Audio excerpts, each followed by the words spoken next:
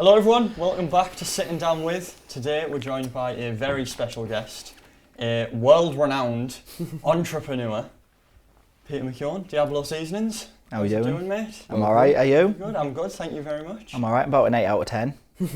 Solid that, to be fair. Pretty solid, isn't it? How about you, out of 10? I'm good, mate. Got new specs. Yeah, you're looking sharp. Nah, thank you very Sharp much. as a dart.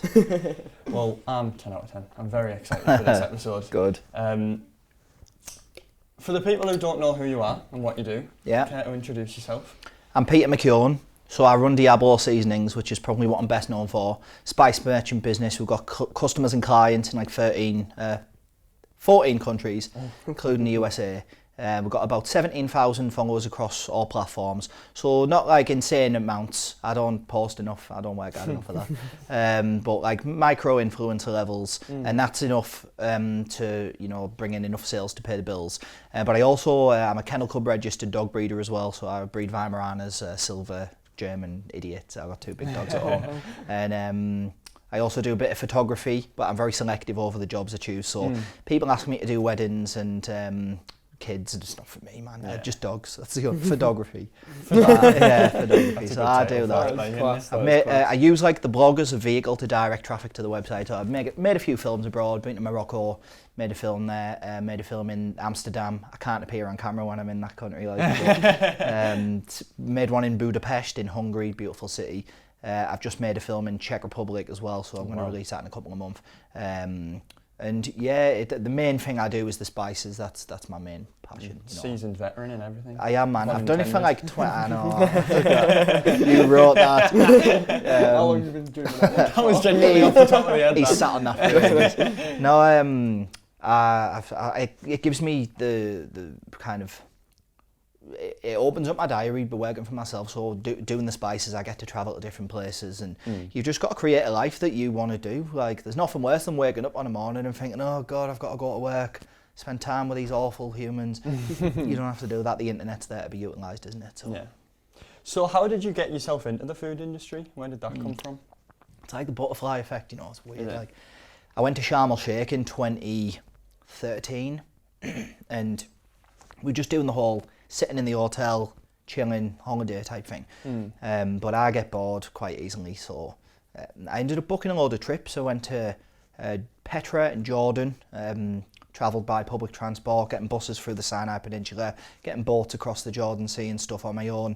And I went to Petra in Jordan, done that, and went to Tabat and Dahab in Egypt, and then went to Jerusalem in Israel, and Bethlehem in Palestine.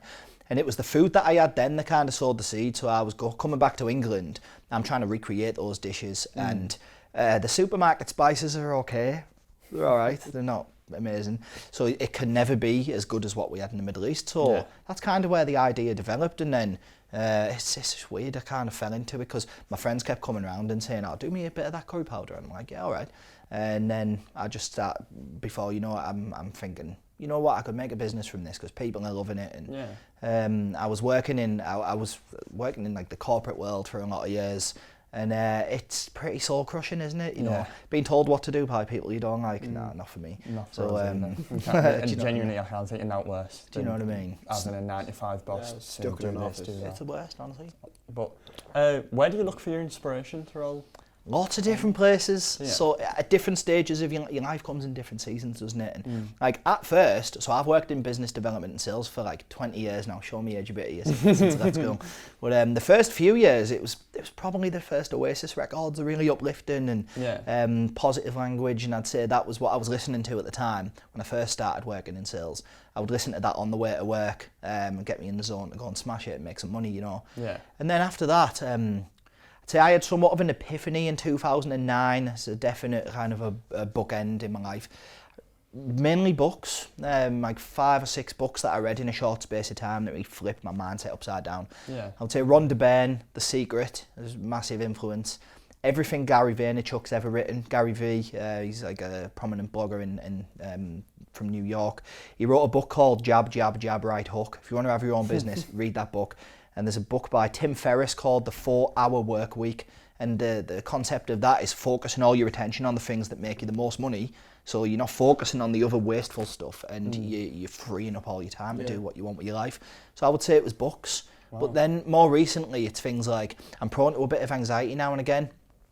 So I think listening to probably Mac Miller, I think he's a genius. The music he was making is incredible, man. Like, it's like he created his own genre. The music's so rich and complex, and his lyrics, he's so open. He's like an open book about his mental health, and music helps you make sense of the world, right? And you're listening to that, and I don't know, it just, there's something really balanced, and his music's beautiful.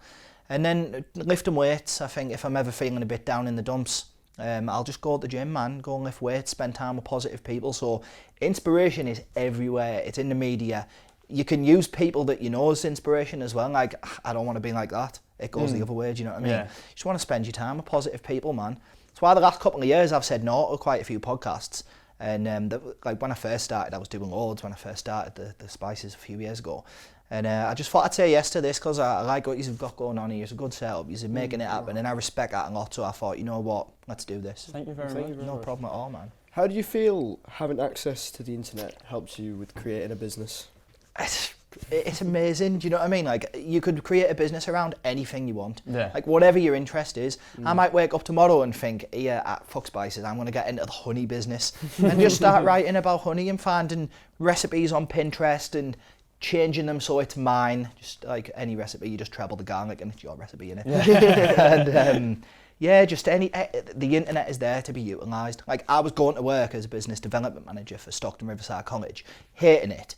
And then going home, and instead of sitting and watching Netflix, I did watch Breaking Bad and Narcos, but other than that, I would go home and I would focus on my exit strategy. I would be sat researching how to run your own business and researching how to make content and then creating the content. So I was doing like a 10-hour work day and then going home, spending some time with my family and then grafting away on my blog and writing and learning how to take better pictures. And and here we are. You had the thirst for it. Yeah, definitely, aye. Because I was making so much money for other companies. Like in 2014, 2015, made like over £1 million in revenue for a training company in Teesside. Wow. And they paid me 26k, and it's like, hang on a minute, you're paying me 0.001% of what we just... How would you work that out? Do you know what I mean? So I was thinking, well, if I had my own business, I could make decent money for myself and not have to work for other people and live life on my own terms, you know what I mean? It's all for you then, yeah. It's all for you. Yeah, brilliant. So do you have your own employees or do you do all this? I do it all myself. There's been times where I utilise like my friends and my family and stuff to come and help me when I do farmers markets and stuff. But if you've got an e-commerce website, you can literally make enough money to pay your bills. You know what I mean? Like if you build a website on like WordPress or even Wix or whatever you want, if you've got like a Shopify site, whatever physical product you've got, even if you, I don't know, whatever you're into, you know what I mean? Say there's a certain TV show that you love. What's stopping you from going and printing 50 t-shirts and then writing a blog about the show and the actors and whatever? And you just use the blog as a vehicle to sell the physical product. And then you sat in your kitchen on your laptop, grafting away on your own thing. You don't need to work for anyone else.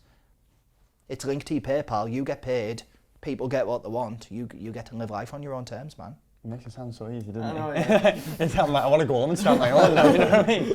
Found my inspiration. I think the more you love something, the easier it is. Yeah. Like I was doing the spices for free for years. Like I was making spice blends in my kitchen just for me. My missus would be like, "Are you talking to yourself in there?" And I'd be like, "Yeah, I'm saying this is fucking awesome." And I was doing that anyway, so I thought I might as well make a business from it.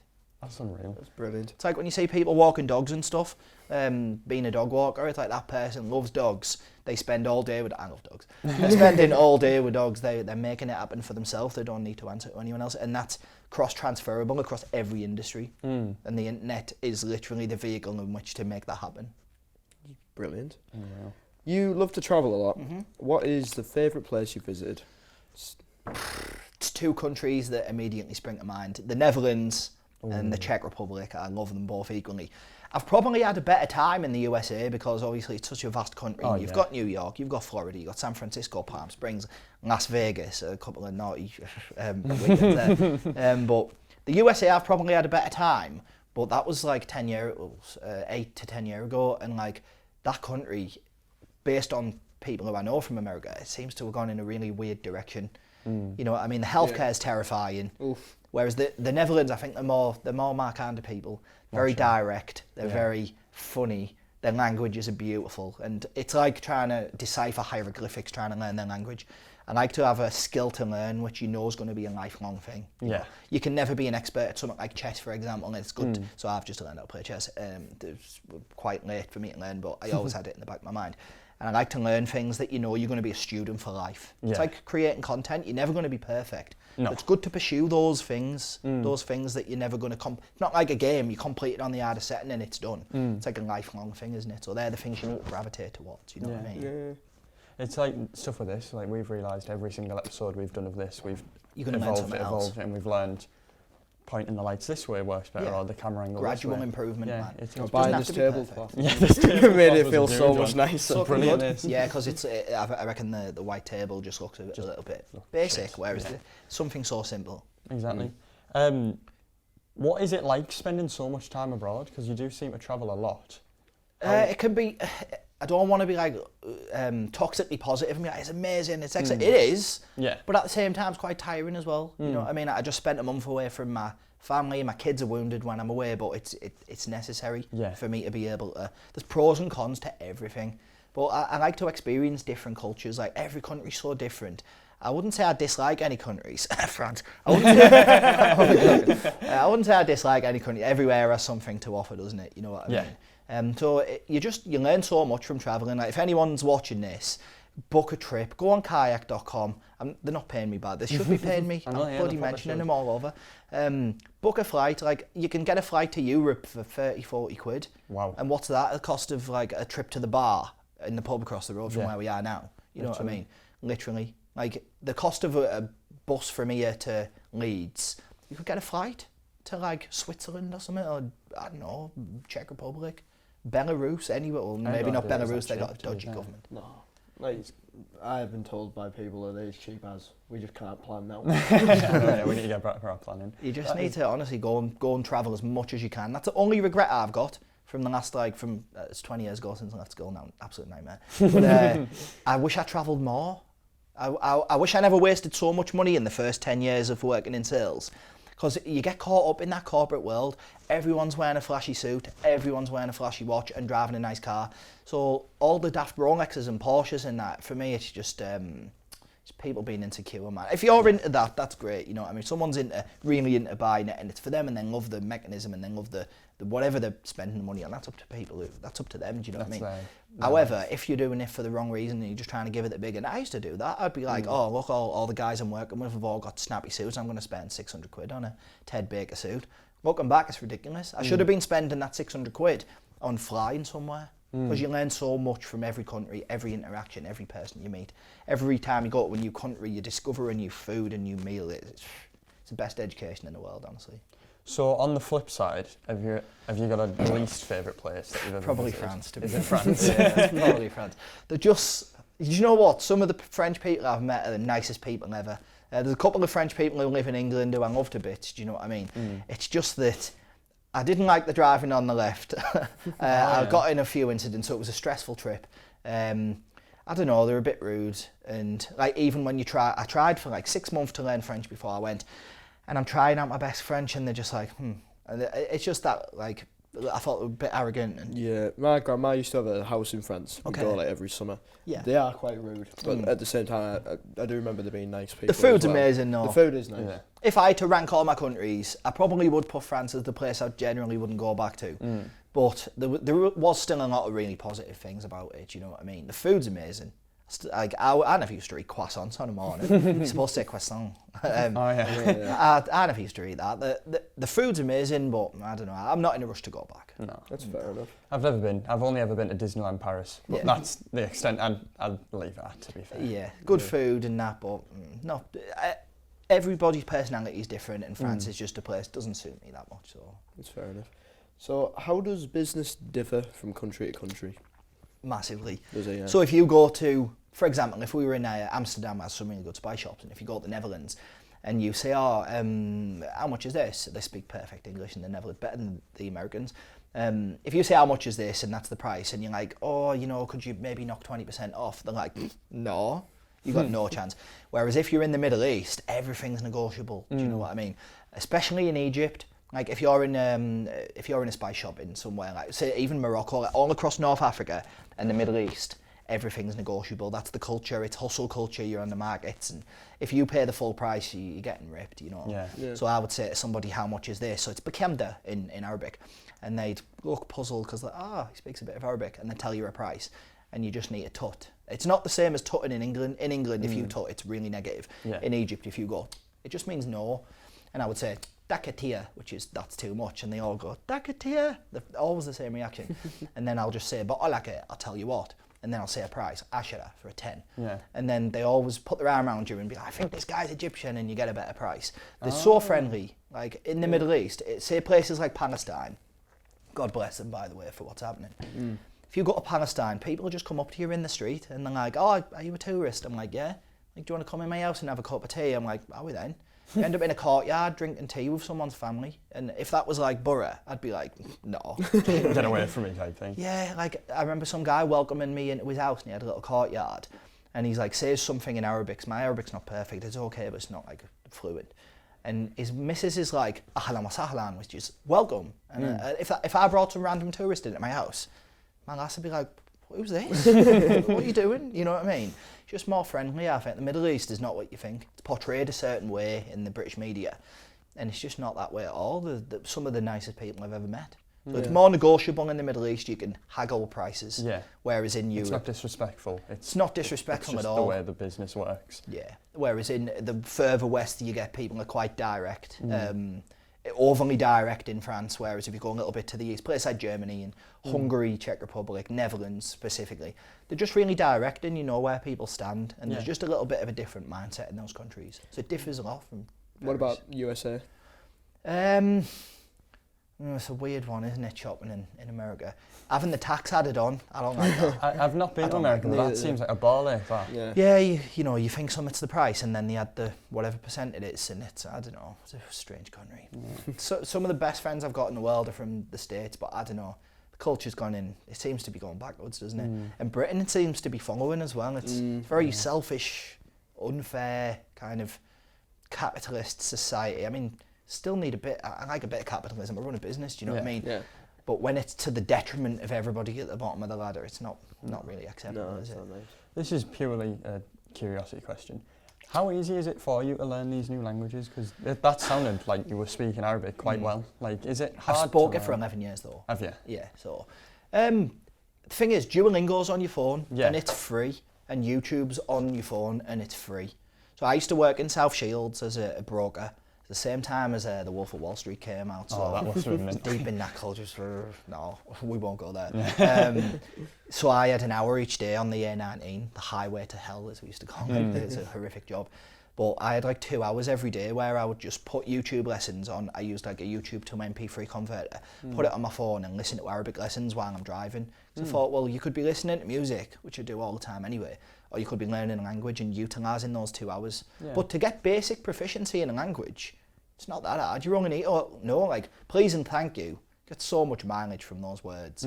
Just hello, how you doing? Can I have the bill, please? 1, 2, 3. Like basic proficiency, minimum, like the minimum that you need to get by. Isn't that difficult? You could learn basic German today, couldn't you? If you learned like 10 of the best phrases that you need, you could get by. Basic proficiency and like being fluent are really different. Yeah. Basic proficiency, easy. Fluency in another language, I'm yet to get there. Rock hard. Yeah, especially with Arabic. It's like, especially the reading and writing, because it's from right to left. So it's like hieroglyphics, basically. Yeah, it's a lot different than English. But Duolingo's there to be utilised. I'm on a 184-day streak at the moment. Wow. I'm hoping to keep that going. Yeah. So I would love to learn a new language. Like I really want to learn sign language, which that'd be a cool one. Yeah, it's quite easy to learn as well, apparently, but I quite wanted to learn sign language. I know a few swear words now, but it'd be a useful language to learn. I think that'll be an underrated language. Yeah. That could lead to good employment, couldn't it? You know what I mean?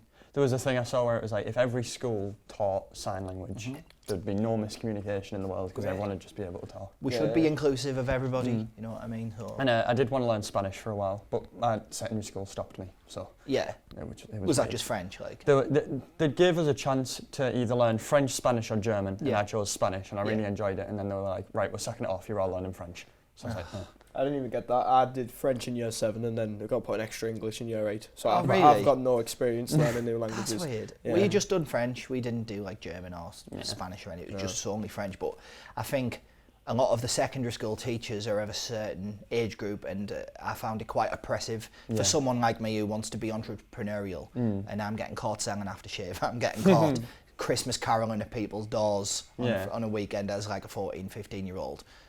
Probably use the word hustling. It's got negative connotations, that word, but it's essentially what it was at that age, and that's what I've done sales forever, basically. You know what I mean? So, what is the strangest encounter you've had whilst being abroad? There's been quite a few, you know. I think the first one that springs to mind is when I went to Morocco to make Searching for Spices, with the first film that I made. It's on the DIABLO Seasonings YouTube channel. There's a part that didn't make it to the film because... So basically, some woman was like showing me a book with Arabic, and I was trying to say like Anamesh Fahim, which is I don't understand what that means.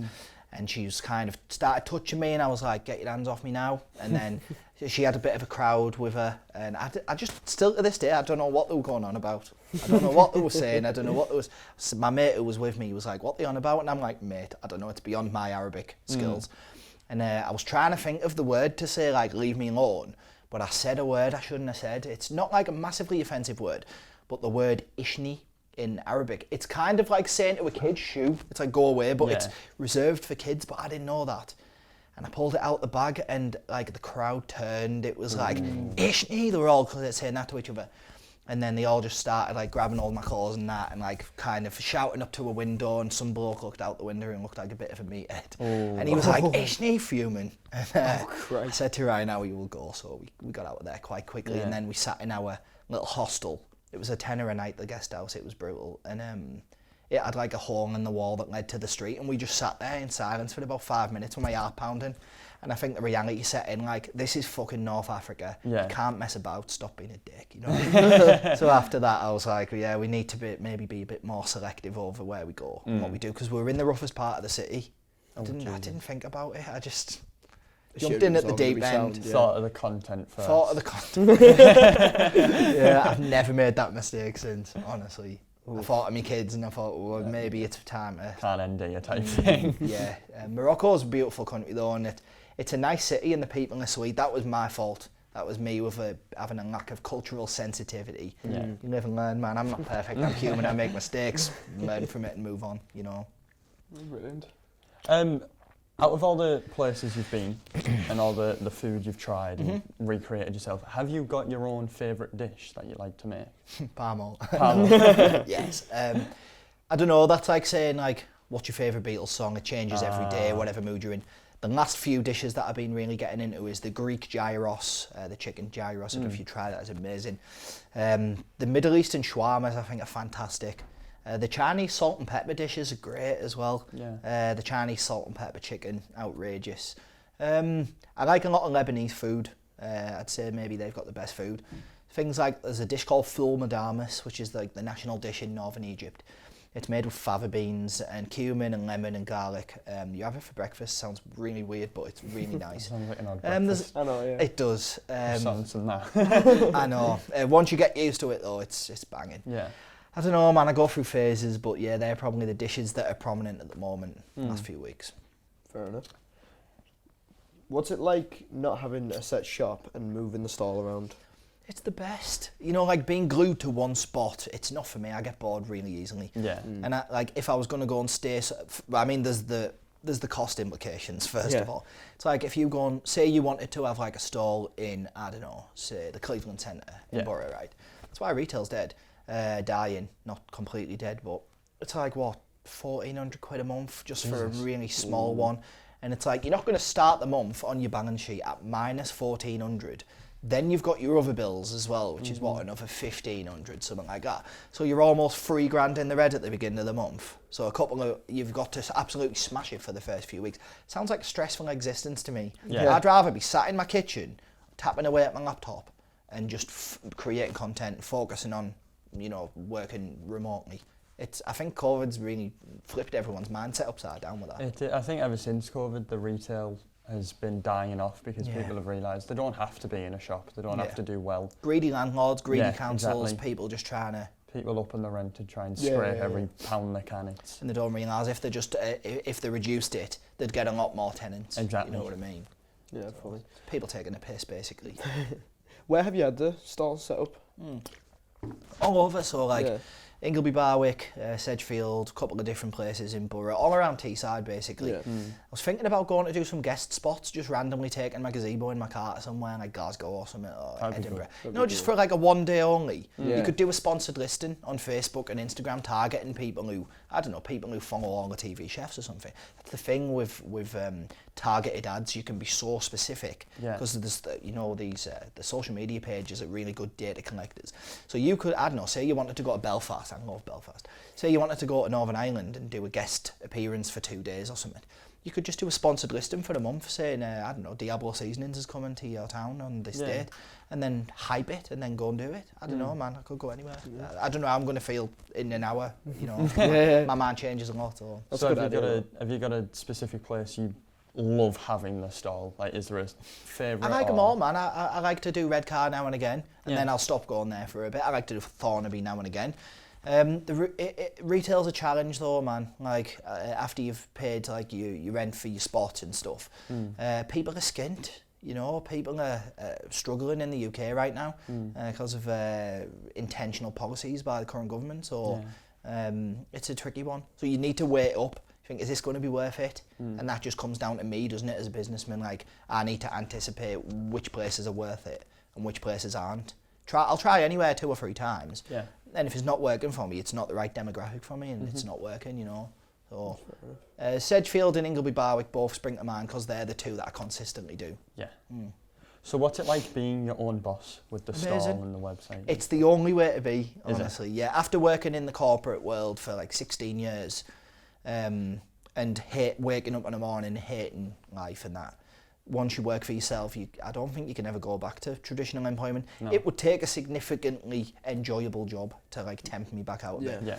It's just like a typical day in the life will be like, I'll get up whatever time I want, normally around like 6:30, something like that. Take my dogs out just to get my mind right and think about what tasks I need to complete that day. Yeah. I get to take my kids to school, and not everybody in the corporate world can say that. Yeah. And I can come and do my degree. The degree's like a hobby to me, do you know what I mean? That's crazy. It's like the 7th thing on my list that I do. Like it's, being your own boss is the one, because you get to, you tailor your diary. It's like I sacked a client this week because he's a dickhead. If you're watching it, you're a dick. Sorry, that wasn't very professional. But the thing is, like, in my old job, I would be forced to spend clients with people, some of them terrible humans who have really far out views. Like, people would just randomly say like really racist things or really sexist things or really homophobic things, and I'm meant to accept that because they're my client. No, not for me. So now, like, there's one client who's just on my case all the time, and I was like, do you know what, mate, you sacked. And he's like, what do you mean? I'm like, well, I'm not going to sell you spices anymore. Like, well, you need the business. I was like, well, I clearly don't, because you're sacked. You know what I mean? Sacking clients.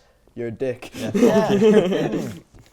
Being your own boss, you choose who's in your life. Yeah. And that's important. Like, being forced to spend time with people who are not very good humans isn't nice. You shouldn't have to. You shouldn't have to. Where you're working, to be fair. Exactly. So being your own boss is amazing. Would you ever, not sell out, but would you ever like let Diablo Seasonings grow into like a corporate sort of Of course. If someone goes email, as long as you're still at I'll give you $5 million for your brand, and I'm like, yeah. Bye. Yeah, I don't know.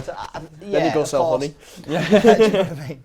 I don't know, man. Like, a couple of years ago, what I realised is I was really consistent with my content for the first 2 years while I was building the audience. And once it got to like around 15,000, I realised that I only need like 1% of my audience to spend like 20 quid a week, and that's enough for me to pay the bills, have a bit left over to travel. So I don't know, man. Like, I could have kept on pushing it and pushing it and pushing it.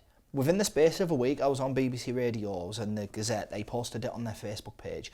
I done a load of different podcasts, and then in the same day, like 4 or 5 people recognised me in the street, and I was like, oh, this is freaking me out a bit. I didn't like it. So I kind of, now I only share like, I don't know, 2 posts a week on average, something like that. I think I prefer peace to attention. So I don't think it would, I don't know, after I've finished my degree, when I've got more time, I don't know. Maybe I will pursue. I know for the fact I could go and contact a supermarket. Now, it's in shops. It's in. There's butchers who stock it. There's small shops who stock it and stuff. I know for the fact that you can sell anything. You know what I mean? Those skills are cross-transferable. So if I went to Morrison's or like Sainsbury's or something and I really grafted on it, I could get it in. I mean, I'm at the BBC Good Food Show next week, so that's fairly corporate, you know. It only takes that one person and like your product to be like a decision maker who you have a connection with, who could say, do you know what, I like this guy, his product's good, let's get him on the introducing aisle. In Morrison's, they have like an introducing aisle. Maybe one day.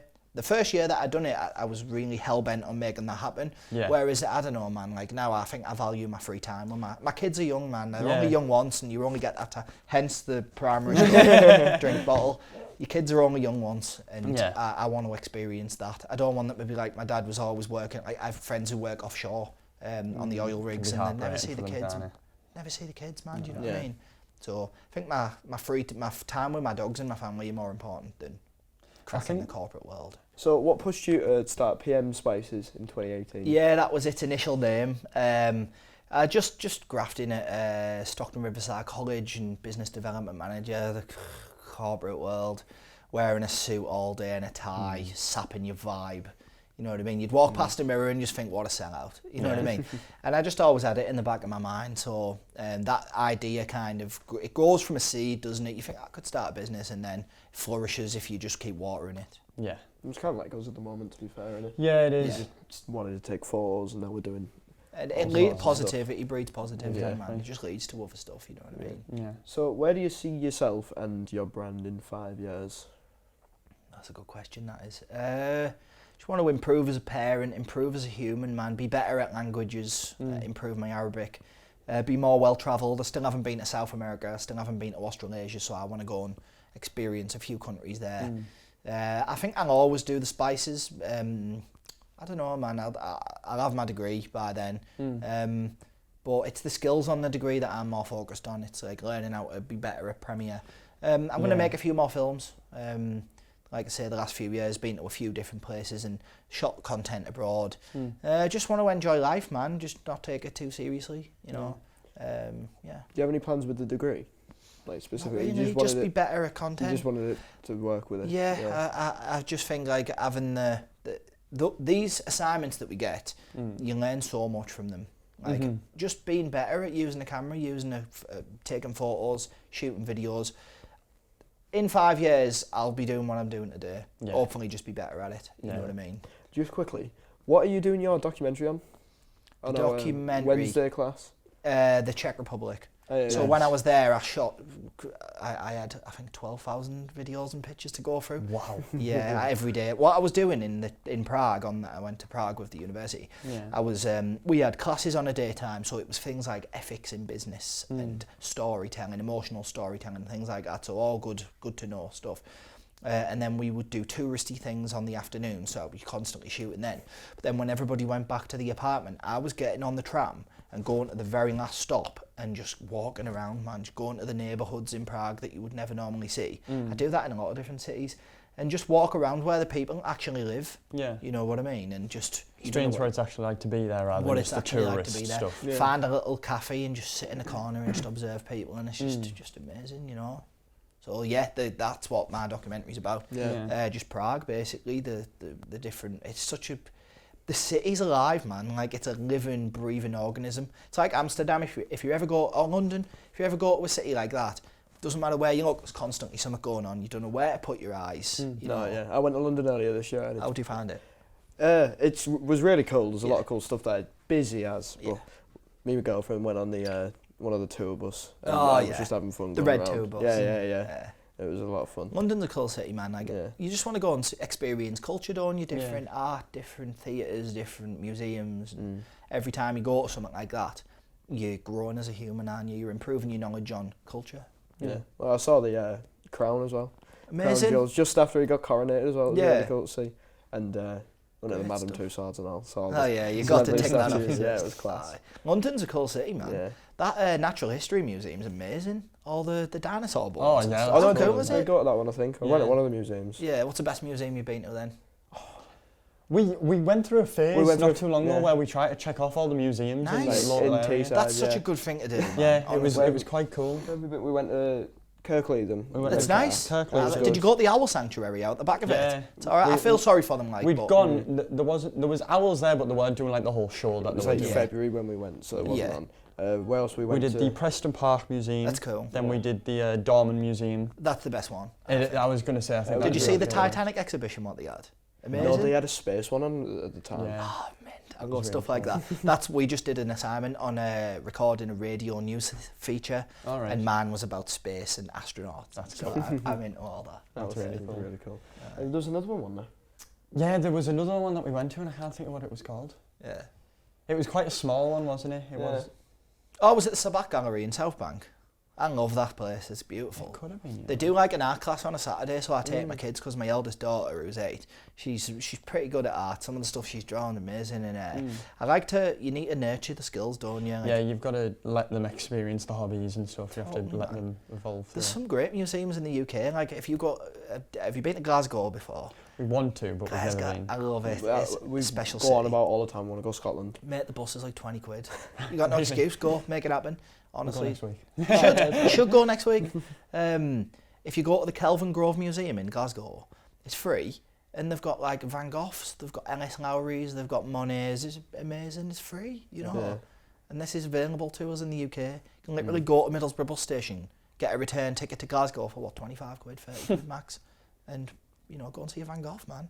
People are bought. There's 200 and odd countries in the world, and we've won the lottery being born here. It's not perfect, Yeah. is it? But you don't like. It's not North Korea, is it? No, Or yeah, Chad, you've got your Mali. freedom. You got your so Ish. take advantage of it, man. Yeah. I have seen the Mona Lisa before. Have you? Yeah, Cool. What a flag. Honestly, it was the shittest thing in the museum. There was so much cooler stuff there. A bit underwhelming. Yeah, because I was young at the time, but even now I'd still say it was, because it's like there's this massive crowd of people trying to look at this painting, and it is just a woman. At the end of the day, all the history behind it's amazing, but Yeah.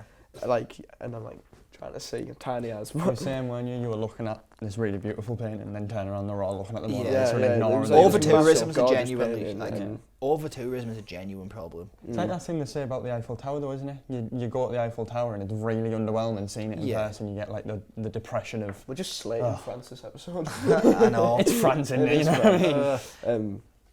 Yeah, I need to give it another go, I think. Yeah. I think that the 2 weeks that I was there, I drove a lot and it was stressful. I went to a city called Nice, and the driving was the most aggressive I've ever seen. More aggressive than places in Africa, to be honest. Wow.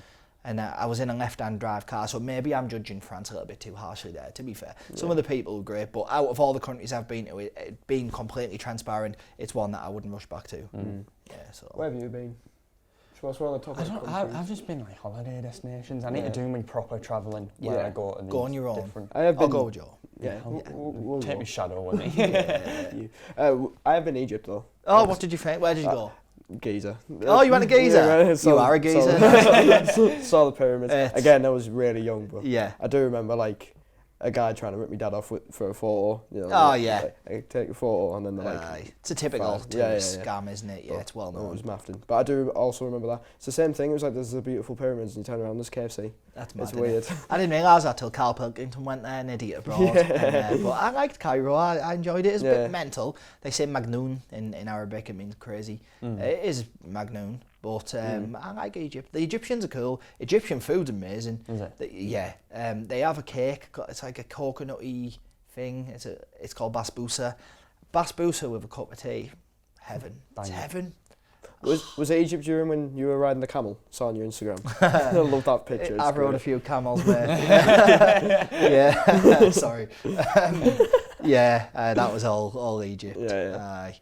You I got to remember get out riding and the see these camel places, as haven't well. you? Have you been to Camel? Yeah. Yeah. When I went to Giza. Yeah. Yeah. Did get That's to ride a good that camel. you went there, man. You can't be scared. You got to get out your comfort zone. It's great that your parents took you there. Yeah. I was really young, but it must have left an impression because I can remember it. Did you see the Tutankhamun's mask? Which one's that one? The blue and gold, Tutankhamun's mask, right?